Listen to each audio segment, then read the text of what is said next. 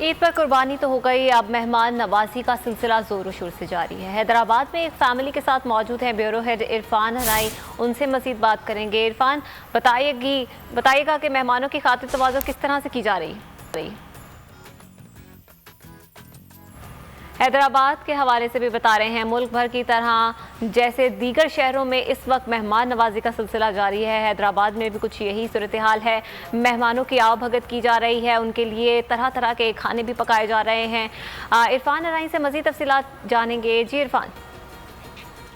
जी, दिन भर कुर्बानी के बाद अब दस्तरखान सज गए हैं मज़ेदार खानों से, और इन मज़ेदार खानों पर मेज़बान पेश कर रहे हैं अपने मेहमानों को, और मेहमान जो हैं लुत्फ़अंदोज़ हो रहे हैं इन खानों से। दस्तरखान पर मौजूद हैं बहुत से मेहमान, हम जानते हैं। आप बताइएगा कहाँ से आए हैं, और आज आप मेहमान हैं तो कल मेज़बान होंगे?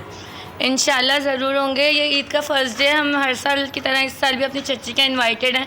सुबह इनकी कुर्बानी हुई और शाम में हमें इन्होंने दावत पे इनवाइट किया है। इन्होंने हमारे लिए बहुत मज़े के खाने बनाए और हम सब सिबलिंग्स को एक साथ फिर से गेट टुगेदर का मौका दिया है। तो आप बताएं। मैंने बिरयानी खाई है और कलेजी खाई है और मिठा खाया है। तो ये बच्चे भी हैं, बड़े भी हैं। दस्तरखान पर लजीज़ खाने हैं, कोरमा है, बिरयानी है, कबाब हैं, और जो कुर्बानी है, कुर्बानी 3 दिन जारी रहेगी, और मेज़बान और मेहमान बनने का सिलसिला भी जारी रहेगा, और मज़ेदार खाने की ज़ीनत बनेंगे। बहुत शुक्रिया इरफान आपका।